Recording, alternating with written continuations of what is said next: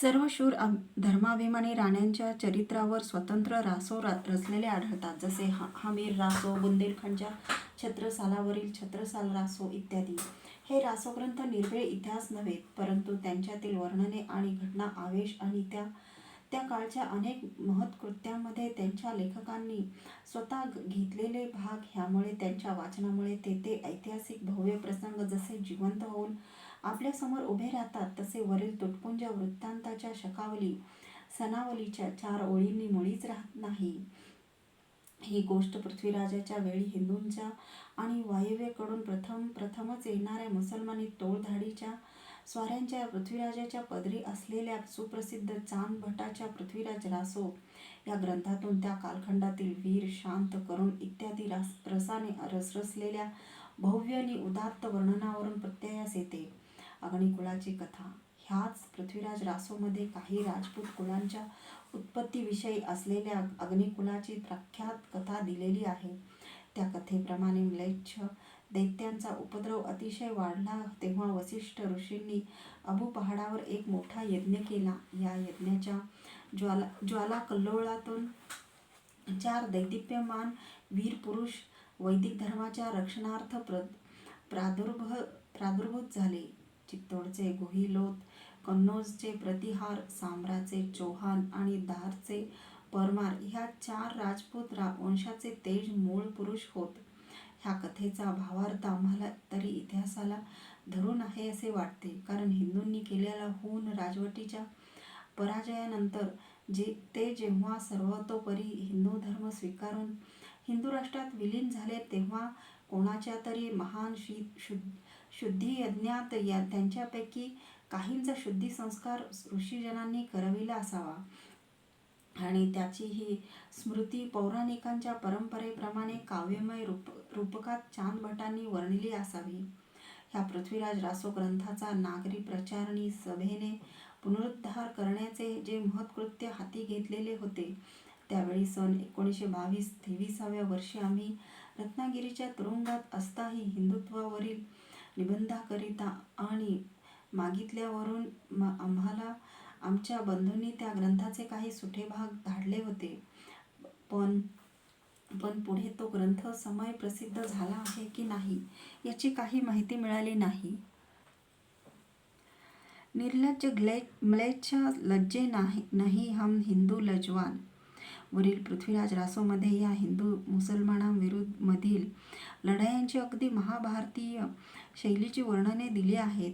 त्या कवीनेही हिंदूंनी महंमद घोरीचा पराभव करून अनेकदा त्याला जिवंत परत सोडले. ही गोष्ट हिंदूंच्या वीर धर्माच्या परम गौरवाची होती म्हणून हिंदूंची फार स्तुती केलेली आहे.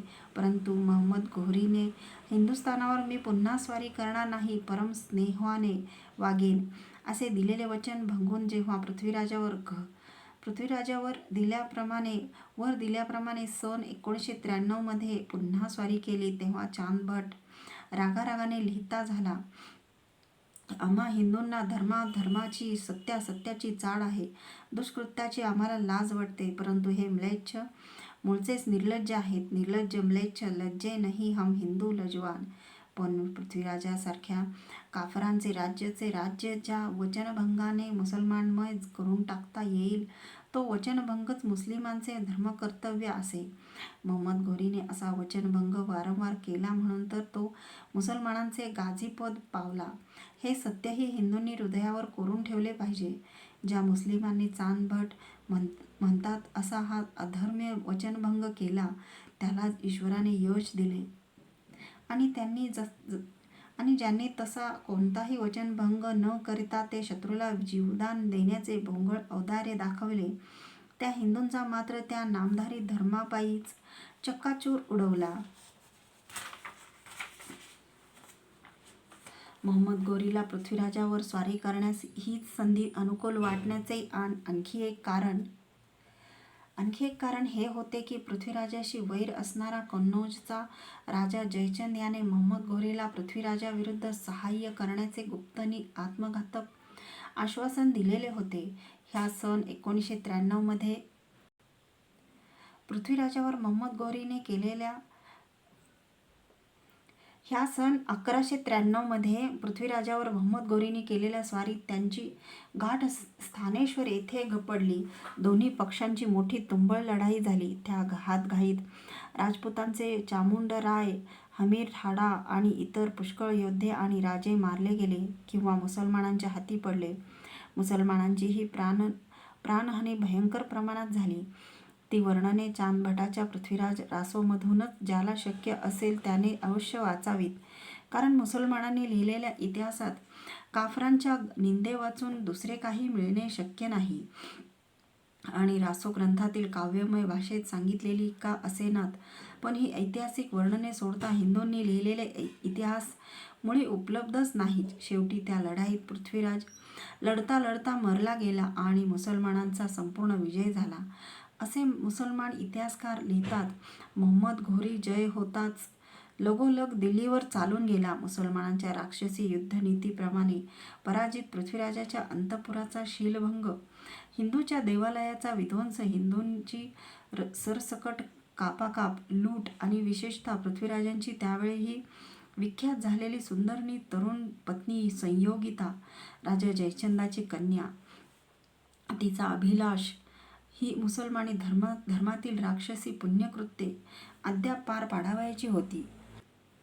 परंतु कितीही त्वरेने मोहम्मद घोरीची सैन्य दिल्लीवर चालून गेली तरी पृथ्वीराजाचा झालेला पराभव आणि तो मुसलमानांच्या हातात सापडला किंवा मारला गेला हे वृत्त दिल्लीच्या राजवाड्यात त्या सम्राज्ञी संयोगितेला आधीच कळले होते.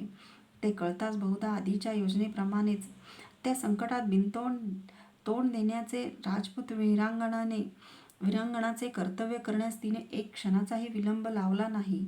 तर ती वार्ता कानी पडताच ऐश्वर्याचा, मातापित्यांचा, भावा-बहिणींचा, साऱ्या जगाचा आणि जीवाचा मोह तत्क्षणी सोडून देऊन तिने राजवाड्याच्या अत्युच्च तळावरून जयहर गर्जून खाली उडी घेतली आणि प्राणत्याग केला. जयहर केला, जोहार केला. सम्राज्ञीची गोष्ट तर काय, पण शतावधी हिंदू स्त्रियांनी, म्लेच्छांनी त्यावेळी त्यांना बळाने बाटविण्याचे आधीच यमुनेत धडाधड उड्या घेऊन प्राणत्याग केला. मोहम्मद घोरीने दिल्लीत घुसताच राजवाड्यांची आणि त्या साऱ्या नगरातील हिंदू नागरिकांची मनसोक्त लूटमार, जाळपोळ, कापाकापी केली. नंतर तेथे मुसलमानी सत्तेची घोषणा केली आणि आपल्या मुख्य कारभारी म्हणून कुतुबुद्दीन नावाच्या त्याच्या एका विश्वासू गुलामास तेथील मुख्य अधिकारी नेमले.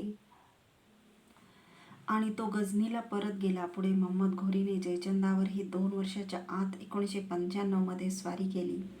दिल्लीला त्याचा कर्ता कारभारी कुतुबुद्दीन होता. त्याला संगती घेऊन तो कन्नौजवर चालून गेला. तेथे झालेल्या निकराच्या लढाईत जयचंदाचा पराभव होऊन तो जीवे मारला गेला. एका अर्थी त्याने केलेल्या हिंदू राष्ट्राच्या विश्वासघाताचे योग्य तेच प्रायश्चित त्याला मिळाले. सोमनाथादी पूर्वीच्या मोहम्मद गझनीच्या भयंकर धार्मिक स्वाऱ्यांना त्या काळी 100 वर्षे उलटून गेली होती. ती स्मृती एखाद्या क्षणिक दुष्ट स्वप्नांच्या स्मृतीसारखी हिंदूच्या मनातून मावळत चालली असल्यामुळे मोहम्मद घोरीच्या या 2 स्वाऱ्यांमुळे साऱ्या उत्तर हिंदुस्थानातील हिंदू मात्र राजे, महाराजे, संत महंतापासून तो झोपडीतल्या माणसापर्यंत एकंदर हिंदू समाजात हिंदूंच्या मनोधैर्याची नि सैनिक सामर्थ्याची अशी वाताहत उडालेली पाहून एकच हल्लोकल्लोळ उडाला.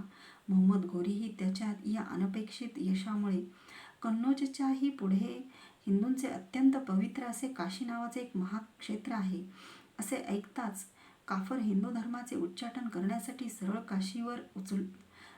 काशीवर चालून गेला.